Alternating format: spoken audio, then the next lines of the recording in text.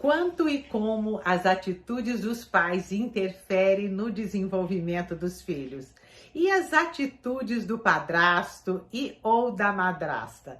Na semana passada, fiquei realmente muito mobilizada com a história daquele menino engraxate que resolveu homenagear o padrasto no Dia dos Pais.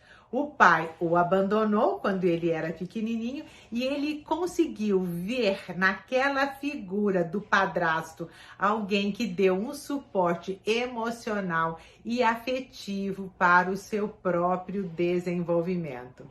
E como é que isso me tocou em particular? E por isso estou fazendo esse vídeo para juntas refletirmos nos nossos preconceitos em relação a essas duas figuras. Se a gente pensar historicamente, o padrasto ele só entrava, ou a madrasta, na reconfiguração familiar no caso de viuvez. Atualmente, dentro do novo contexto, essas figuras acabam entrando apesar da presença do pai ou da mãe em casais que de alguma maneira optam por uma separação. E será que tem diferença na figura do padrasto ou da madrasta quando a pessoa está viúva ou quando a pessoa está separada? O que vocês acham? As diferenças são várias e depende muito do contexto no qual a viuvez está sendo vivenciada ou a separação. Normalmente, a gente poderia pensar, é mais fácil em caso de viuvez. Não necessariamente, porque muitas vezes a falecida ou o falecido se mantém de uma forma tão presente que não tem espaço para uma nova figura. Por outro lado, dependendo do como ocorreu a separação, aquele pai ou aquela mãe que de alguma maneira se separaram e deixaram o lar, eles podem ser sempre vistos como uma ameaça possível de retorno. Então, no caso de viuvez, tem uma ausência presente. No caso de separação, tem uma presença com possibilidade de se tornar novamente presente.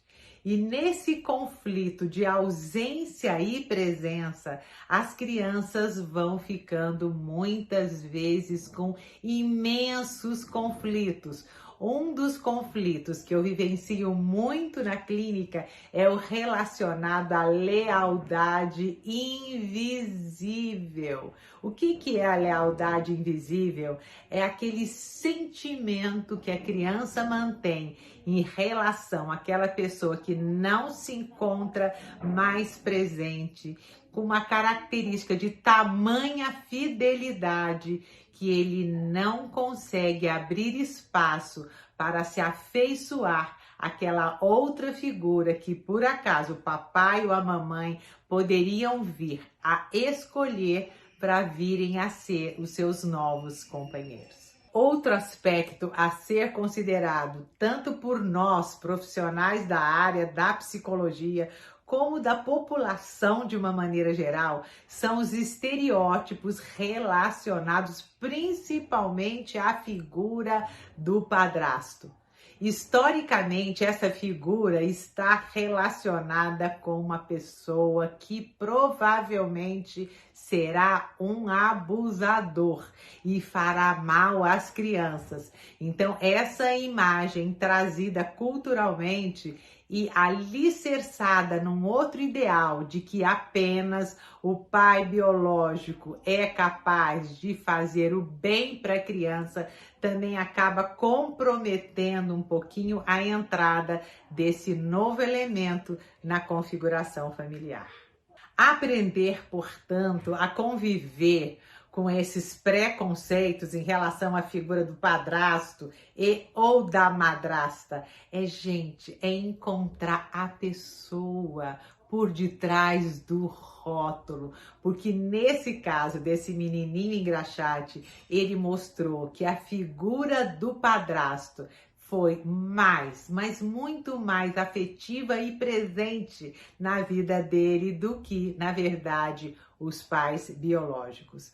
Nesses 44 anos de atividade profissional, eu tenho percebido que para algumas crianças a separação é uma possibilidade mais saudável do que a manutenção dessa família adoecida.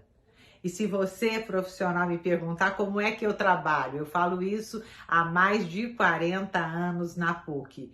Eu geralmente trago o casal que pretende se separar para a terapia, para tentar verificar se a gente consegue ver novas possibilidades. Às vezes o casal está na UTI, mas o coraçãozinho está batendo. Mas se for o caso da gente enterrar essa relação, que ela seja enterrada com a participação das crianças e que as crianças também possam compreender os motivos reais daquele processo de separação. Dentro desse tipo de trabalho, o que é que eu tenho percebido? Uma abertura maior para que o padrasto entre ou para que a madrasta entre, porque aquele que estava dentro realmente conseguiu sair da relação. E uma outra dica para você, profissional, muitos já devem saber, a atividade lúdica para criança é muito importante. Então, através dos desenhos, você, pai e mãe também, vão podendo verificar de uma maneira concreta como essas figuras estão sendo assimiladas.